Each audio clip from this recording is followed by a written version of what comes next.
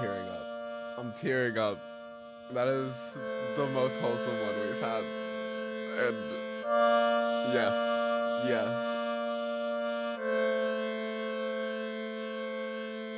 Thank you for tuning into Lurkers, the only podcast where a real-life couple discusses the internet's top relationship problems every week. We are your hosts, Lily and Rafi. It's time to get real. Hello, everyone. Welcome to the Lurkers podcast, Valentine's Day edition. And this episode is a really good one. I'm not gonna lie. Yeah. There's some good content in this episode. We stuck with the Valentine's Day themes, and so though these weren't like necessarily the two top posts of the week, they were among the top 10, but we wanted to pick two that were both specifically about interpersonal relationships, as one may say. So yeah, it's juicy. Also, new segment this week. Rafi, you wanna?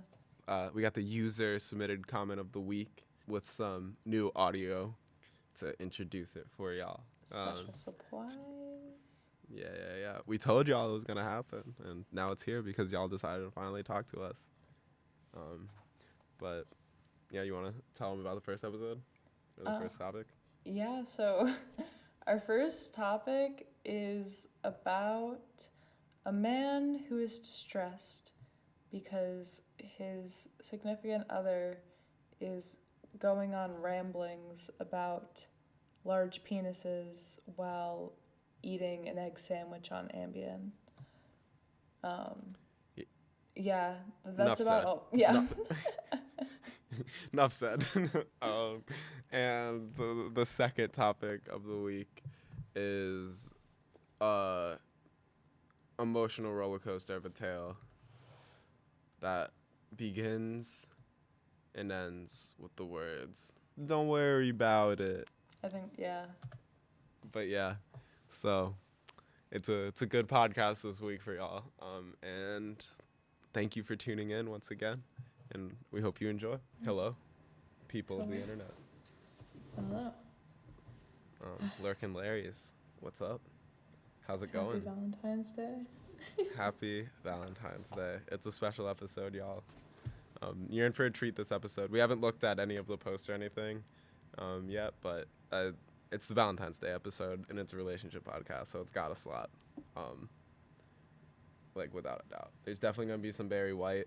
Hypnotic, erotic, sexy little games. Definitely going to be some, I don't know, some weird meme content, but, like, it'll all be relevant. Oh, some love and hip-hop, some flavor of love.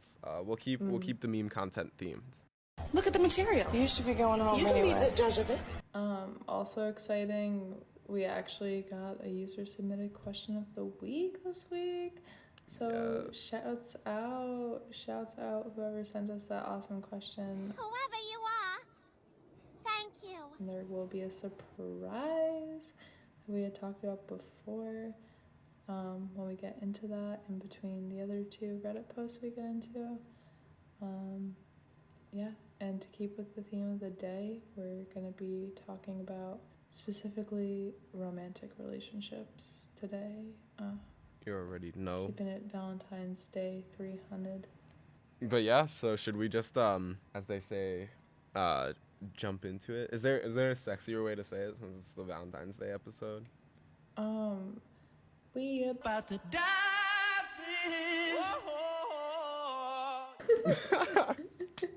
Word.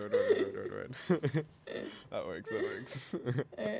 Yeah, let's All dive right. in. Oh, but first, disclaimer. Oh my gosh, what are we, amateurs? Forgetting the disclaimer. Word. You wanna do it? I did it last time and it didn't go too well. So like, you always kill it. You know what you're talking about. Neither of us are certified professionals. Take our advice with a grain of salt.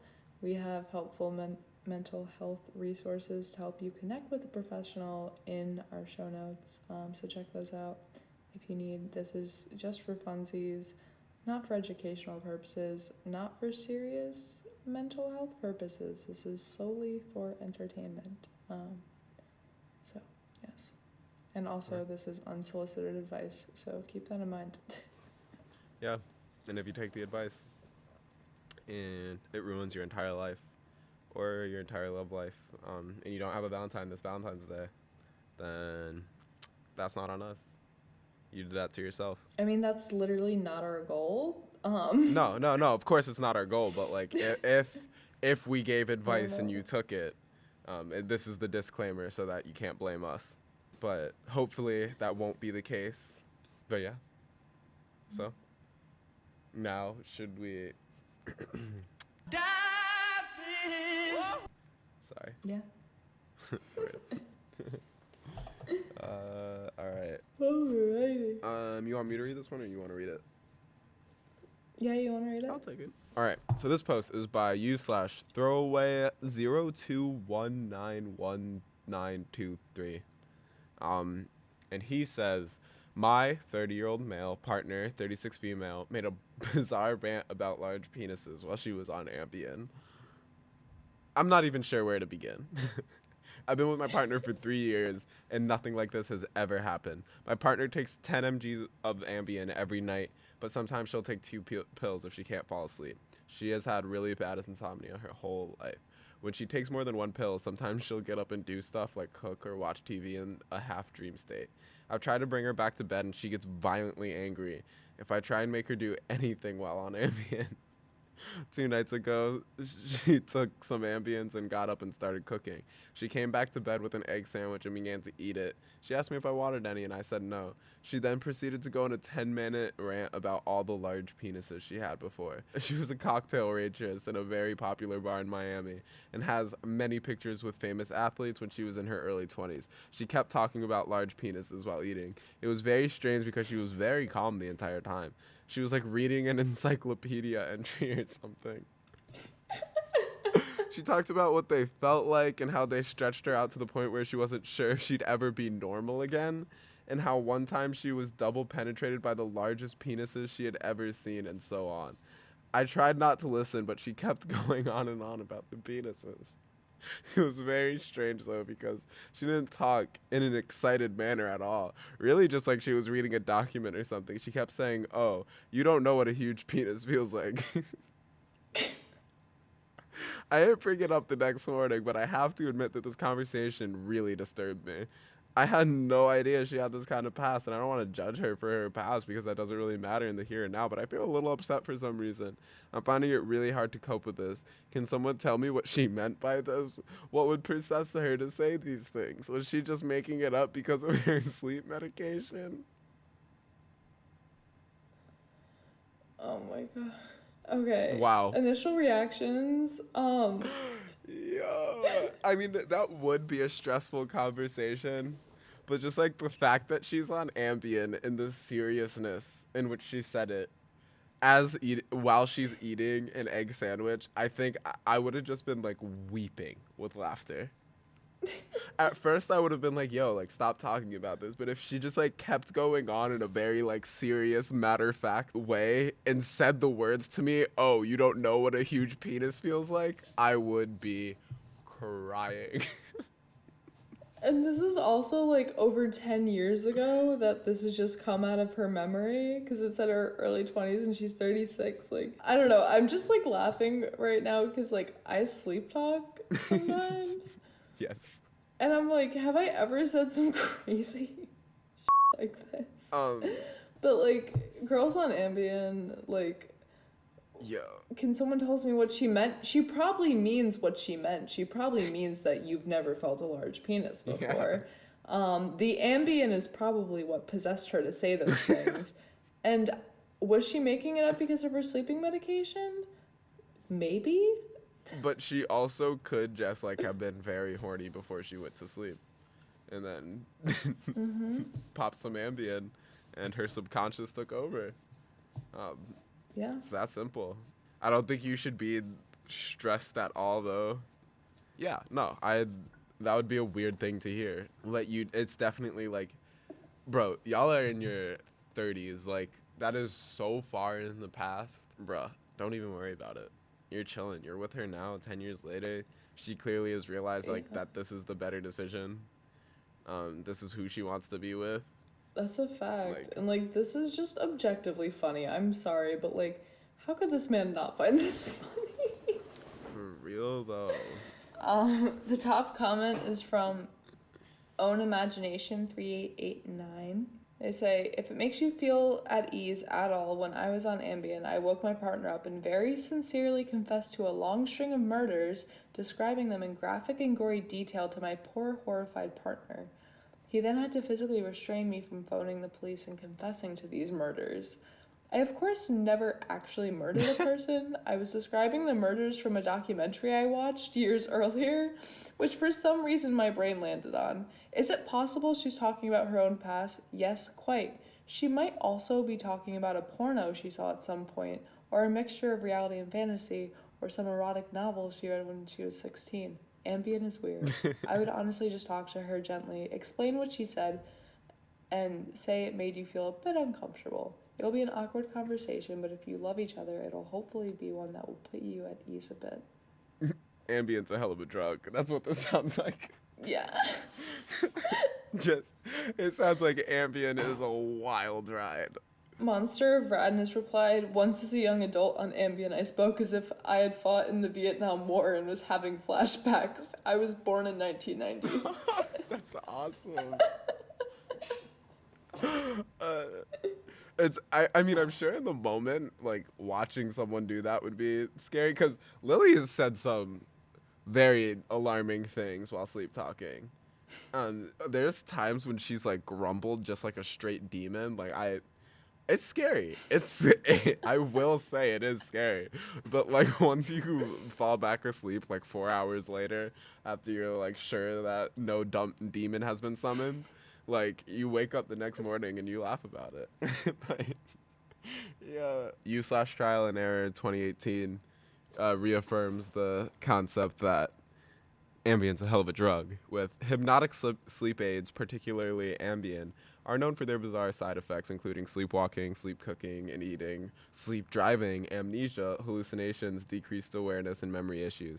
Ask her about her past when she is fully awake and aware of herself. See if she is open to a different class of sleep aids. Source, I am a psychiatric prescriber. Bang, bang.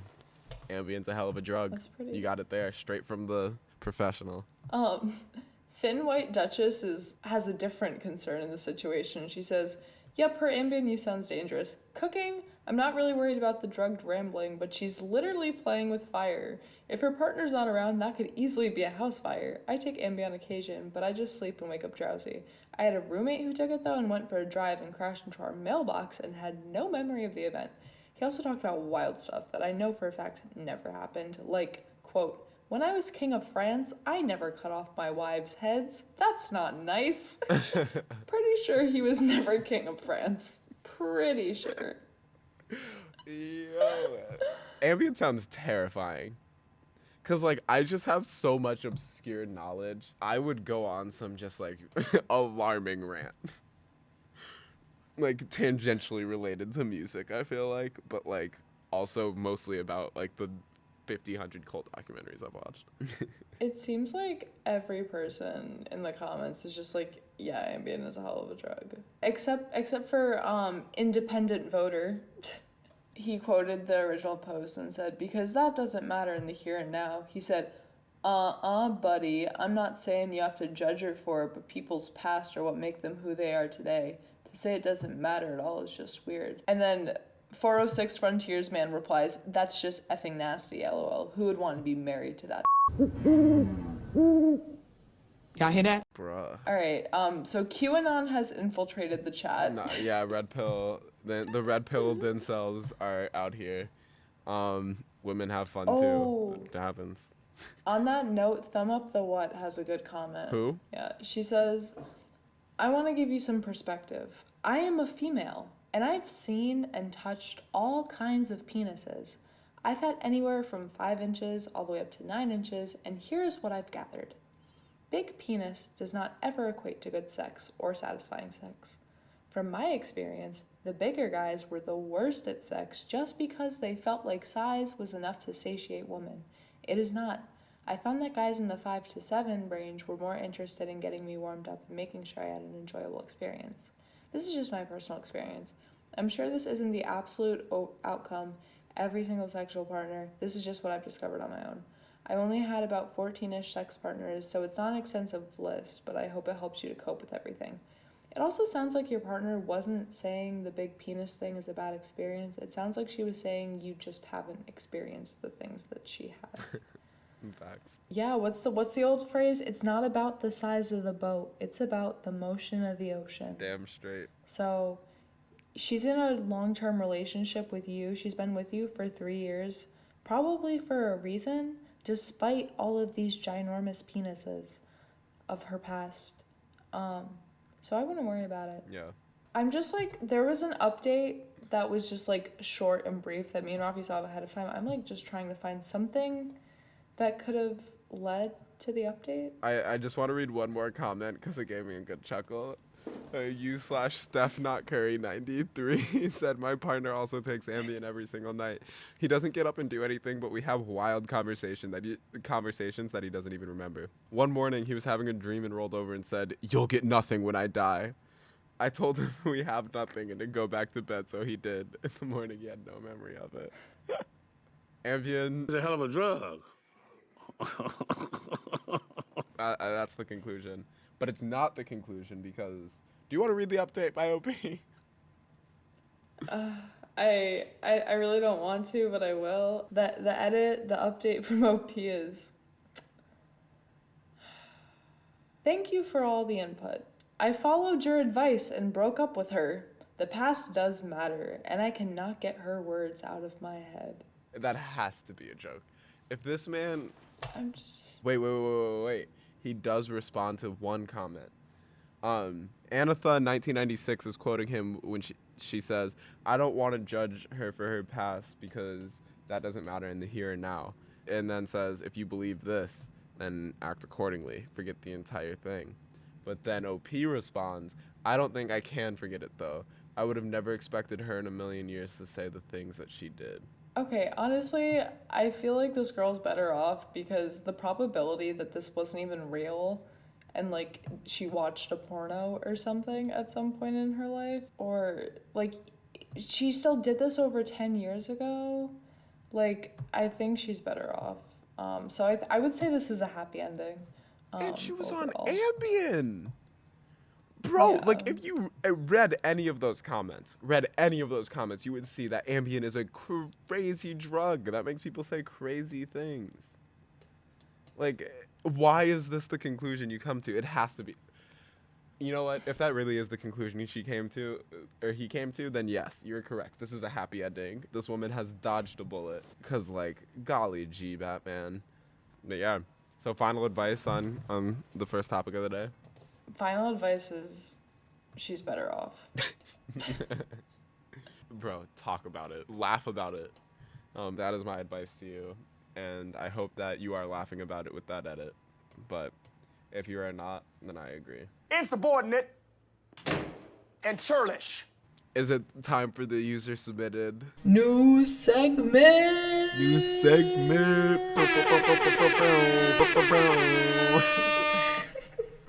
Yo, it's the user submitted comment, where we take a comment that y'all submitted to us and we talk about it. We've had 2 before, but then y'all were slacking the past 4 episodes. 3, yeah, we're on episode 6, past 3 episodes. So we're back in it with the new user submitted comment. And Lily, And this is exciting. this is very It was exciting. submitted anonymously through our Ooh. SurveyMonkey link, which is in the show notes if you would also like to submit anonymously. So basically, the premise for user-submitted questions is you can submit any questions, comments, any topic you would want us to talk about, really, and we will talk about it on the following episode. So the user-submitted anonymous question of the week is advice on getting through a long-distance relationship. Start a podcast. Decent advice. We're gonna have been long distance, not that I'm keeping track, but for a month as of tomorrow. Damn. Which, for context again, in case y'all were unfamiliar with our pilot episode where we kind of explained the backstory to the podcast and how it started, when me and Rafi lived together for a long time. And when COVID happened, we went into quarantine together. And so we were living together, constantly together for over a year straight. And then I went back to college at the beginning of January, and he went back to live down south with his parents. So we went from being together constantly to being very, very far apart very quickly. And that was kind of why we started the podcast, to maintain just like a fun shared activity. Yeah, no, fun shared activities are crucial. Long distance is really hard, and it's a lot of work. I was terrified of long distance and was like, I'm never gonna do long distance. But then Lily had to mess around and make me like really fall in love with her or whatever. I'm over it. And now I'm doing long distance. And it's work. It's hard. You like really have to try like very hard. Like you can't just be in the other person's presence. You have to go and actively seek that presence. You have to go and actively seek their attention, and you have to actively do things with them to keep things fun, because a big part of the relationship, I mean for me, is like the physical, just like the little hugs, the cuddles. But that's only one type of intimacy, and I think any good relationship has many different types of intimacy. Love languages, yeah. Yes. Definitely like the love languages quiz. There's 5 different love languages. That's a good little quiz that you and your partner could take together, just to know like what ways that you guys like feel and can express love for one another, and what makes your partner feel loved. So like one for me is quality time, and since we can't necessarily have that quality time in person, I just really like having little moments where we are together in spirit, whether that's like us having a little breakfast date where we'll both order breakfast and like FaceTime while we eat breakfast together, or sometimes like we'll just like watch YouTube videos together. There's a website called Watch Together, which is free, and you can just like watch YouTube videos. And now like Hulu has like watch parties, and I think Netflix has the same thing where you could like watch something at the same time. And anything you can do to recreate what you would be doing together anyways, and like what you genuinely enjoy doing together anyways, try and recreate that. And it will involve you having to use your brain and be creative, which is sometimes hard, especially when in the middle of a pandemic, when there's a lot going on and you have a lot of work to do. And sometimes it really does just take that extra step. And like I could not imagine long distance in like even the early 2000s. Like what am I gonna do, like page you? Like what freaking cavemen back then, you kidding me? Old-timey letters. You can still write old-timey letters now though. You still can write old-timey letters. The UPS is still kind of, or USPS is still kind of messed up, so it might take some time if you're in America, but like old-timey letters still are doable. I love just like some nice like yoga dates. Very, very nice. Yes, something that me and Rafi decided to do. We started it the week before we were gonna separate, and then continued doing it every morning since then. Is like we'll do yoga every morning together. Yoga with Adrienne on YouTube. She's awesome. It's free. Like check her out. She's an icon. She's a legend, and she is the moment. But she posts like monthly playlists where there's like a different yoga thing every day. And I don't know. I think like doing things with your partner, not to get all woo-woo, but things that reinforce that like mind, body, and spirit connection. You know, so like just like mentally, I would say like this podcast for us is like a great way. And like we'll talk about politics and like current events like when we FaceTime, and that's just like a great way to like maintain that connection in regards to our body. Like yoga, it's a great thing, and like spirit, just like us, like Rafi said before, like doing those like just like casual little things like watching YouTube or Netflix that we would be doing anyway. Yes. It's good for the soul. And like checking in. Communication is always important in a relationship. Like when you're long distance, that's all you have. So you can, if anything, like see long distance as an opportunity to improve your communication skills with your partner and just strengthen those. Absolutely. And also long distance is, as much as it can suck in the moment, especially after you have been together for literally over a year straight, long distance is really good because, well, for a relationship, because if y'all can make it through a period of long distance, you will come out of it stronger. You'll learn more things about your partner, because when you're away from each other, you see a different side of them. And you'll also learn more things about yourself because, like, being in a relationship, you will change a little bit. You'll pick up things that your partner does, and you'll realize, like, little things that your partner does that you miss, too. Like, there's a lot of very good things about a long-distance relationship. It's not all negative, and there's a lot of just, like, good growth. And in my view, a healthy relationship is one where both parties are growing, and I think that long distance definitely enforces that and pushes you to do that at the very least.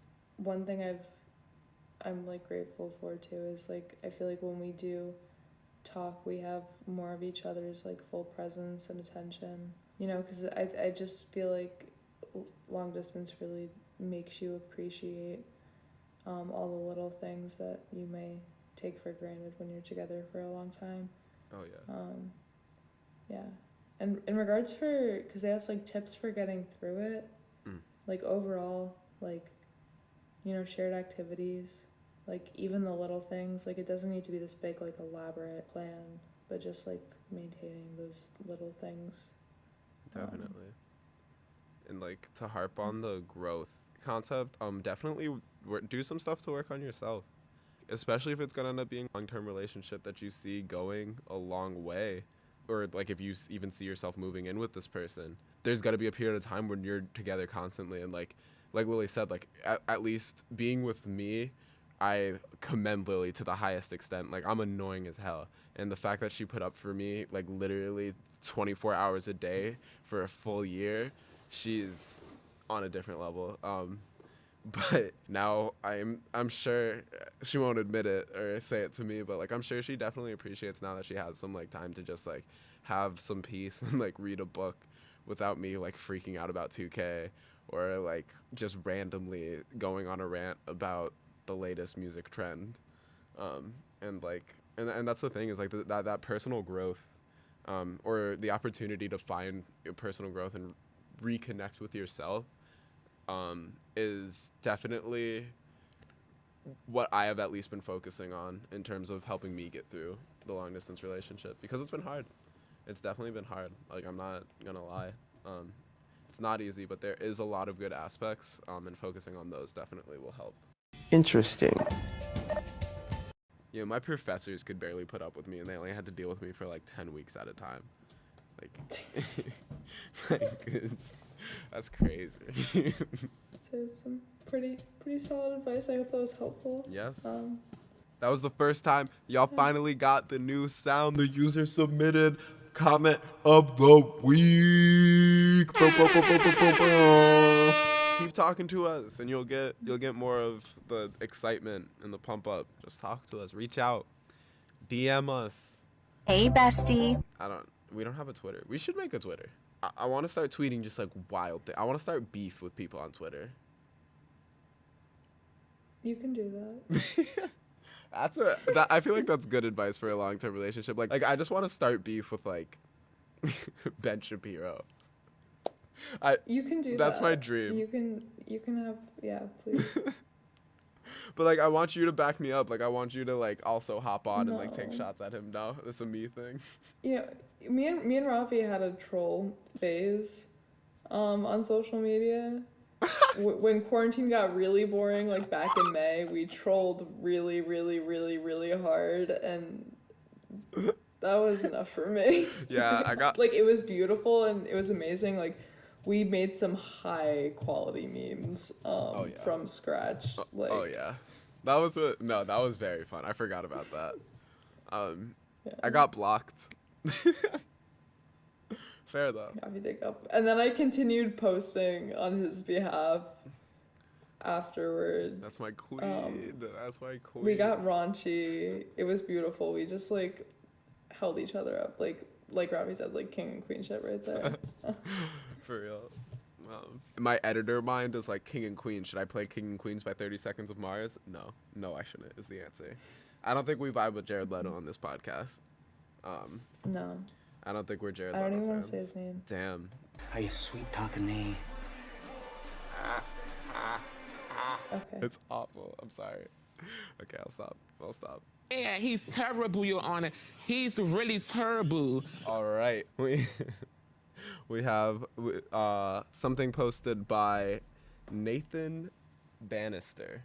And he says, my 28 male boyfriend, 35 male, leaves our house for hours without telling me where he goes. And when I ask him where he's going, he just says, don't worry about it.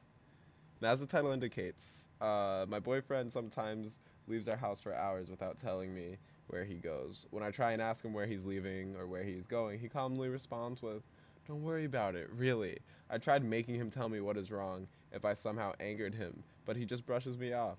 I'm starting to get worried about it. He refused to give me an answer or even hints of what he does when he's gone. I don't know what to do at this point, and I would like some advice. FYI, we do not live in the U.S. And there is an update. Wow. I'm not gonna lie, it's sketch behavior. Don't worry about it. Is he in the mafia? I don't know what to do.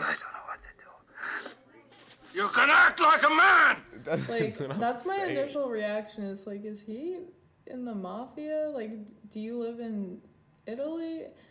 I don't know. I think he's in the mafia. Yeah, no, it's certified sketch behavior. Like, whether he's in the mafia, like, he could be cheating on you, he could be in the mafia, he could be murdering people, could just be, like, going out to smoke cigs because maybe you have a thing against cigs. I don't know. I don't think he's cheating or, like, doing anything that's, like, gonna jeopardize their relationship, because I feel like he would lie if that was the case. You know, just don't worry about it. That seems, like, profession related. I'm like wonder like, what does this guy do for a living? Don't worry about it. I don't know, I just like don't worry about it, really. I love the idea of him having like a side hustle where he works for like Cutco and he's like just going to Cutco sales. He just doesn't want his boyfriend to know because he's ashamed that he's doing Cutco. For context, I almost started working for Cutco. And another disclaimer, we are not disparaging people who work for Cutco, have worked for Cutco, or the company Cutco in general. I'm just saying, some people had awful experiences with Cutco. And maybe that guy has not had a great experience and he's just trying to hide it. Should we go to the update or should we see what the comments on this first post have to say? Yeah, I would love to do the comments first. All right. Do you Alright, want to read the top one? Yes, please. The top comment is from Buzz Sidedecker, and he says, do his friends all have names like Big Tony, Johnny Two Knives, or Jimmy the Fish? OP responded with, haha, no, his friends do not have such nicknames. Disappointing. Oh no. And then the response to that was from Jouse N. And he said, the potential negative behaviors most likely do outweigh the positive ones, but you need to consider the overall tone of your relationship. Has his moods and treatment of you changed?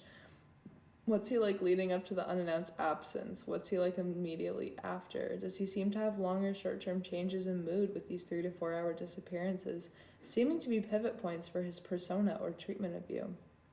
People are going to look at your post with optimism or pessimism based on their personal experience, but we are just guessing. You have intimate knowledge of a bunch more subtle and not so subtle cues that your partner is giving you. You have to look and try to be a little more rational and impartial, perhaps even be brutally honest with yourself. I think it's a concern you are asking a reasonable question about where your partner is going and he's choosing to deflect. He may be planning a surprise. I would also think someone going to so much effort would have a halfway decent excuse cooked up rather than more or less saying it's none of your business. Wow, I feel like the overall like first two paragraphs of that comment could apply to like 99% of the posts on this, where it's people are going to look at your post with optimism or pessimism based on their personal experience. But we're just guessing. You better communicate, like. Yeah. I mean, yeah, I do think that this post is a little pessimistic though, because like I really think this man is just probably planning a surprise for the same reason you said earlier, like that. Or for Valentine's Day, yeah, he's like prepping a V-Day surprise. Or maybe he's like gonna propose to him. I don't know, cause like it's that whole concept of like if he was gonna cheat, I feel like he would make up an excuse. And the idea that if he had a halfway decent excuse, well, if man was just like making obvious excuses, like then maybe OP would really think he was cheating, and maybe he's just like, really, don't worry about it, and he's being honest, like, don't worry about it, you'll see soon. Yeah, and that's the other thing too, is like, how long has this been happening? And he's responding calmly. Yeah. Like, I really think there's a pretty good chance it could be a surprise. Oh, uh-oh. Do you see that glowing comment? Uh-huh. Do you want to read it? Well, I think we need to read the top one before, because the glowing comment is a response. I've never seen that. Why is it glowing? Oh, it's awesome. This happened last episode, remember? But this is a different award that's making it glow. It's not the star one this time. It's the awesome award. Oh, and it's a clapping bunny. Oh, it's adorable. A little bunno. So cute. This post is from Exquisite Andrada, and he says, people are so eager to give big impact advice with such little information. He can get you a Valentine's present, propose to you, if it's an option where you two live, or cheat on you, or just get out with people, or just walk the streets. I don't know why he's not opened up about it, but he is also honest about getting out. He's not sneaking out. My advice would be to stay calm and give him space. Don't ask him. Find yourself a hobby and go with it. In a month, you'll probably find out the reason. You can read Stillness by Ryan Holiday. It talks about remaining calm during hard times. All the best and stay calm. And then, do you want to read the response? Sure. Hang on. Let me put on my Karen. I must summon the energy of the saltiest Karen. All right. All right, this is Ashen Orchid replies, "This is the worst advice I've ever seen on this subreddit. This is unbelievable. No, you should not ever be expected to sit around and accept this behavior while you read a book. What the hell is wrong with you? My ex used to do this exact thing. He just left, said it wasn't anything, never even bothered to make excuses. He was using drugs." None of your rationalizations make any sense. If I was disappearing for hours at a time and my boyfriend was worried, and if I was planning some great surprise, eye roll emoji ×7, I would tell him that. It wouldn't ruin the surprise itself to say, "Don't worry, I promise you'll know soon." Wait a damn minute. Interjection, yes, that would ruin the surprise. It absolutely would ruin the surprise. Continue. What the kind of engagement or Valentine's gift requires frequently leaving for hours? Is he building a freaking house? If it's stressing his partner, why would he continue this during an epidemic? You seem really gullible and like you think it's better to let people take advantage of your goodwill and walk all over you than to set boundaries and say no. Just no. Assume the best and let him do whatever he likes is such a toxic, insane suggestion, and I cannot believe someone is seriously saying this. The benefit of the doubt expired when he continued the behavior with no explanation. Damn, Karen. And then would you like to read the also glowing response to Karen? Oh, yes. U/BondBen314 says, "I'm sorry that you had such a bad experience and you're forced to tell everyone to assume the worst about their significant other. It's an unhealthy way of thinking. Be cautious, yes, but you don't know anything about this man other than what was just told to you. You cannot make a reasonable assumption that he is cheating. It could literally be anything. It could be a surprise, or it could be bad. But you don't know that, and telling her to break up with him is toxic. I get it. You've had bad experiences, but let's not force it onto these other people." Yeah, damn. No. Ashen Orchard, I feel you. I feel that pain. I know I like that comment came from a pain, and I'm not gonna flame you for that pain. Who hurt you? Who hurt you? Who hurt you? Who hurt you? Who hurt you? But Bon Ben, he's correct. Behaving like that is absolutely extremely toxic, and yeah, you're in a relationship. You gotta have that trust. Can we go to the update? I'm like dying to know. I'm sorry. Yeah. I'm Okay. sorry. Please. I got it. I cannot wait any longer. All right. Do you want me to read? Yes. Okay. First of all, thank you for giving me advice. Though I have seen some of you assume I'm a woman, I'm actually not. I'm a man. Haha. Second of all, after I received your advice, I decided to actually sit him down and express my concerns. I should have done that a long time ago, but I was worried I would come off as too pushy. Well, after I sat him down and told him how worried I am when he just disappears like that, and it makes me incredibly stressed, he started fidgeting. Now, I know most of you assumed he was either cheating on me or doing drugs, but it turns out it wasn't the case. He apologized after he found out how stressed I actually was, telling me that it wasn't his intention and that if he actually knew how worried I was, that was a mistake on my part, I'll admit it. I didn't properly address my feelings. He would have told me a long time ago. He even shed a few tears because he felt so bad. Turns out, as some of you have predicted, he was planning to propose. Yes. As I have written in one of my previous comments, he had been doing this for around 2 months. At first, he was going out maybe once or twice in 2 weeks, and lately had been going out maybe 3 times per week.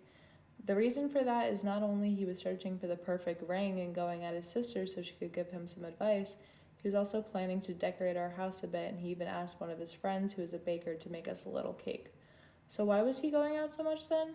Well, it seems like he ran into a few problems regarding the ring and the decorations, but he was also going at his parents and sisters so they could organize a little party for us, around 6 or 7 people.